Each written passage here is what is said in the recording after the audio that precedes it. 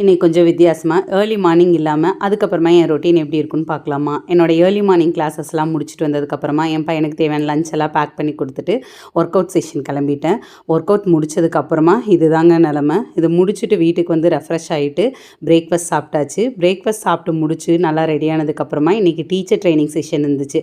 எங்கள் டீச்சர்ஸ்க்கு உண்டான அந்த வீக்லி அப்டேட்ஸ் ஆகட்டும், அவங்களோட கிளாஸ் அப்டேட்ஸ் ஆகட்டும், போஸ்டர் கரெக்ஷன்ஸு, என்னென்ன ப்ராக்டிஸ் நம்ம ஸ்டூடெண்ட்ஸ்க்கு ஃப்யூச்சரில் சொல்லிக் கொடுக்கலாங்கிறது எல்லாத்தையுமே அவங்க கூட சேர்ந்து டிஸ்கஸ் பண்ணிட்டு நம்மளோட போஸ்டர்ஸோட கரெக்ஷன்ஸ் பண்ணிட்டு அடுத்தடுத்து நம்ம பிரணவ் யோகாவில் என்னென்ன பண்ணுவோம் அப்படிங்கிறதையும் நம்ம டிஸ்கஸ் பண்ணி முடிச்சுருவோம். இதெல்லாம் முடித்ததுக்கு அப்புறமாவே எனக்கு வந்துட்டு பேக் டு பேக் அதுக்கப்புறமா வந்துட்டு கிளாஸஸுமே இருந்துச்சு.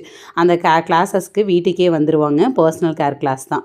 அந்த பர்சனல் கேர் கிளாஸஸ் முடித்ததுக்கு அப்புறமா லஞ்ச் சாப்பிட்டுட்டு காலையில் ஏர்லியராகவே 3:30க்கு எந்திரிக்கிறதுனால ஒரு நல்ல தூக்கத்தை போட்டு எந்திரிச்சாச்சு. இதுதான் என்னோட ஆஃப்டர் 8 o'clock இருக்கக்கூடிய என்னோட டே ரொட்டீன். Bye bye.